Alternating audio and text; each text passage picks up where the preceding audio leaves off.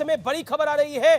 आचार्य प्रमोद कृष्णम जो कि प्रियंका गांधी के एडवाइजर भी हैं और कांग्रेस के स्टार नेता भी हैं, उन्होंने एक बड़ा ट्वीट किया है। उन्होंने स्मृति ईरानी पर बयान दिया है। उन्होंने बोला है सोनिया गांधी जी भारत की बहू है और भारतीय संस्कृति और शालीन बहू बेटियों के अपमान करने की अनुमति नहीं देता। सत्ता का इतना घमंड शोभा नहीं देता स्मृति ईरानी जी। आचार्य प्रमोद कृष्णम ने बड़ा बयान दिया है सोनिया गांधी के पक्ष में और सोनिया और स्मृति ईरानी को नसीहत दी है। लेकिन इस समय बताना जरूरी है बेहद कि स्मृति ईरानी, इस समय यह बताना बेहद आवश्यक है, स्मृति ईरानी जब अपने कार्य का निर्वहन कर रही थी सदन के अंदर, तब उनके साथ क्या हो रहा था। उनके परिवार के एक सदस्य, उनके अपने फादर, पिता एक हॉस्पिटल में ब्रेन स्ट्रोक के चलते आईसीयू में थे और हैं, उनका इलाज चल रहा था और वो अपना कार्य करने के लिए सदन में थी, क्योंकि सदन में उनको जनता ने भेजा है उस जनता का कार्य करने के लिए।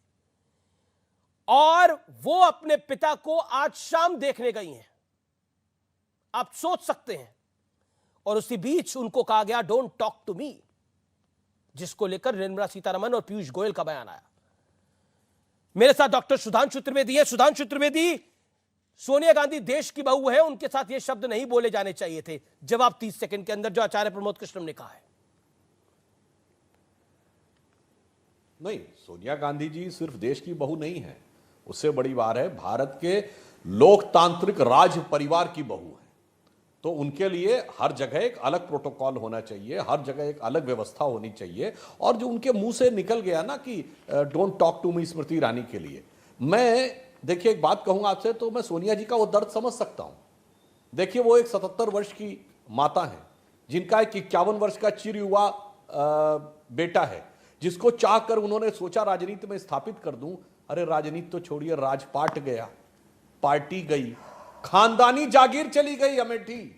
और वो किसकी वजह से चली गई? स्मृति ईरानी की वजह से।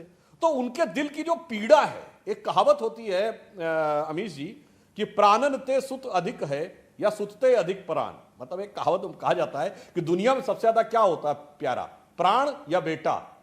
तो भाई अब बेटे की जागीर चली गई, बेटे की सत्ता चली गई, पार्टी चली गई, तो वो खींच जो भरी हुई होगी सोनिया गांधी, पूरा राजशाही चली गई, राजवंश की सारी वो प्रतिष्ठा चली गई, तो वो स्वाभाविक रूप से समझा जा सकता। हाँ, मगर अहंकार और अहमन्यता क्या है?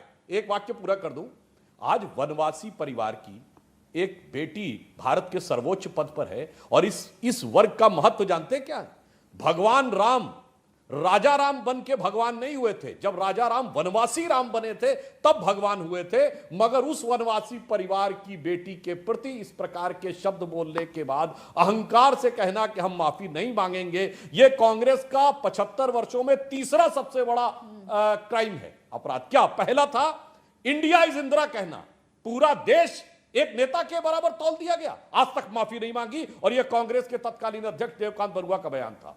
ये 30वें साल पे, जब देश की स्वतंत्रता का 30वां वर्ष था, 60वें साल पे राम काल्पनिक थे, महात्मा गांधी की समाधि पे लिखे राम को काल्पनिक कह दिया, महात्मा गांधी के राजनीतिक दर्शन को काल्पनिक कह दिया। यह दूसरा अपराध था। और तीसरा अपराध कि देश के सर्वोच्च संवैधानिक पद पर बैठी हुई आदिवासी परिवार की एक महिला के लिए, एक बेटी के लिए राष्ट्रपत्नी जैसा घोर अपमानजनक निंदनीय शब्द प्रयोग करके माफी न मांगना। तौसीफ खान उसको डिफेंड कर रहे हैं। तौसीफ खान क्यों माफी मांगेंगे? तौसीफ खान 40 सेकंड।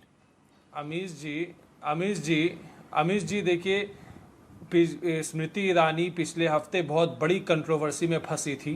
देश के सामने उनका झूठ का पर्दाफाश हो गया था जब उनकी बेटी के वीडियोस, उनके खुद के इंटरव्यूज़, उनके ट्विटर्स और वो सारे उठ के आ गए देश के सामने कि स्मृति ईरानी ने झूठ कहा था।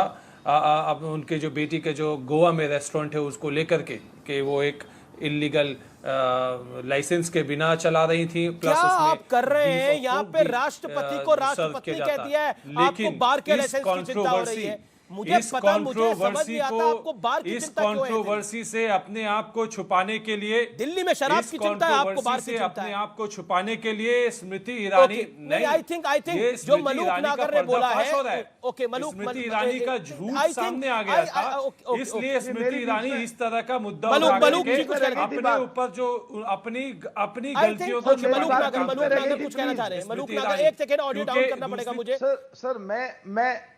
सर मैं ये कह रहा हूं कि इस पूरे घमासान में जो असली मुद्दा था, देश की संसद चलनी चाहिए और विपक्ष की में जो सबसे बड़ी पार्टी है वो कांग्रेस का नहीं, मलूक नागर, आपने ब्रेक से पहले एक बात बोली थी, मैं चाहता हूं आप इसको रिपीट करें। एक सेकंड, मलूक नागर, मेरी बात, ऑल ऑडियोज डाउन, मलूक नागर एंड राधिका, मैं पूरी बात रिपीट कर रहा हूं। होल्ड ऑन, मैं रिपीट कर रहा हूं।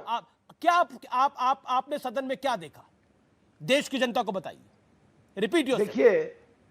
देखिए सदन में असलियत ये है, इस पे मैं जाऊंगा, ये 2 लाइन दूसरी कहनी पड़ेंगी कि जो सदन चलना चाहिए और विपक्ष की पार्टी सबसे बड़ी कांग्रेस पार्टी है और कांग्रेस पार्टी का नेता कहता है राष्ट्रपति को राष्ट्र की पत्नी, पूरे देश के लोगों की पत्नी, इसको कह के बवाल मचवाता है, तो इसका मतलब यह है कि वो संसद को चलने नहीं देना चाहते।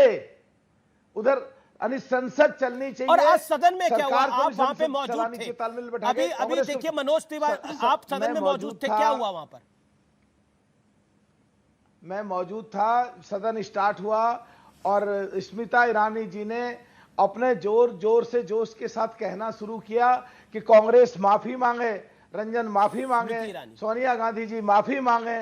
तो जब सदन उठ गया तो सोनिया जी उठ करके गई और उधर जाकर के ये कहने लगी, भाई मेरी गलती, मेरा नाम क्यों इसमें घसीटा जा रहा है? तो वहां स्मृति ईरानी जी आ गई और उन्होंने कुछ कहा तो उन्होंने कहा डोंट टॉक टू मी, और फिर काफी बड़ा हंगामा हुआ। मैं ये कह रहा हूं इसके पीछे की जो पूरी जड़ है, अगर अधीर रंजन जी की हिंदी जो वो एक्सक्यूज लेते हैं कमजोर भी है मान लिया, तो ऐसे नेता को, जहां करीब 300 सीटें हिंदी भाषित है, वहां नेता को ऐसे को बना क्यों रखा है जिसपे हिंदी नहीं आती और जिसपे हिंदी नहीं आती? कांग्रेस के नेताओं का एक सेकंड मलूक नागर, कांग्रेस के नेताओं का आपने बोला था बिहेवियर खराब था, क्या खराब था? आपत्तिजनक बयान आपके शो पे आ रहा है अमीश जी कि ये तय करेंगे कि अगर वो हिंदी भाषी नहीं है तो वो संसद में किसी पार्टी के नेता नहीं हो सकते। एक सेकंड मैडम होल्ड, कहना क्या सिर्फ हिंदी भाषी आदमी ही बैठ सकता है? राष्ट्र की पत्नी कहना, आपने मलूक नागर साहब, आप सांसद होके इस देश के संसद की गरिमा नहीं रख पा रहे, माफी मांगे और शर्म आनी चाहिए आपको। आप मंगवाइए माफी अमीश जी। क्या ये किस बात की माफी मांगे? हिंदी नहीं बोलता वो कोई पद के मलूक नागर किस बात की माफी मांगे? क्यों मलूक नागर ने अभी क्या बोला आपके शो पे? रिवाइंड करके चलाइए क्योंकि वो हिंदी भाषी नहीं है तो वो संसद में ये बोला, दोबारा मैं दोहराता हूं, सिर्फ इस देश में हिंदी भाषी लोगों का ही हक है। साउथ के लोग, ईस्ट के लोग, वेस्ट के लोग हिंदी नहीं बोलते, उनको हक नहीं है। उन्होंने एक प्रैक्टिकल बात बोली, उन्होंने बोला अधीर रंजन चौधरी बार बार कहते हैं मेरी हिंदी कमजोर है। अमीश जी मुझे प्लीज बोलने दो दोबारा से। अमीश जी दोबारा मुझे बोलने दो। अगर वो कहते हैं मुझे पति और पत्नी में अंतर नहीं है, हिंदी नहीं आती, तो ऐसे आदमी को पद पे नहीं रखना चाहिए या फिर उसे अंग्रेजी में बोलना चाहिए उसको। क्यों? उनको अंग्रेजी में बोलना चाहिए, फिर हिंदी भाषा नहीं आती, प्रेसिडेंट ऑफ इंडिया कहना चाहिए। तो राष्ट्रपति बोल देंगे। अगर वो प्रेसिडेंट ऑफ इंडिया तो राष्ट्रपति को राष्ट्र की पत्नी नहीं कहना चाहिए। कमाल है।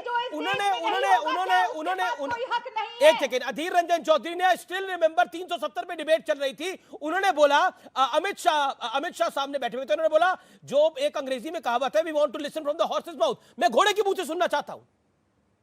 उनकी हिंदी अगर इतनी खराब है तो हिंदी अपनी दुरुस्त करे 3 साल के अंदर वो, और अगर हिंदी में उनकी इतनी हिंदी खराब है तो अंग्रेजी का इस्तेमाल कर सकते हैं, लेकिन राष्ट्रपति को राष्ट्रपत्नी कैसे कह देंगे राधिका जी?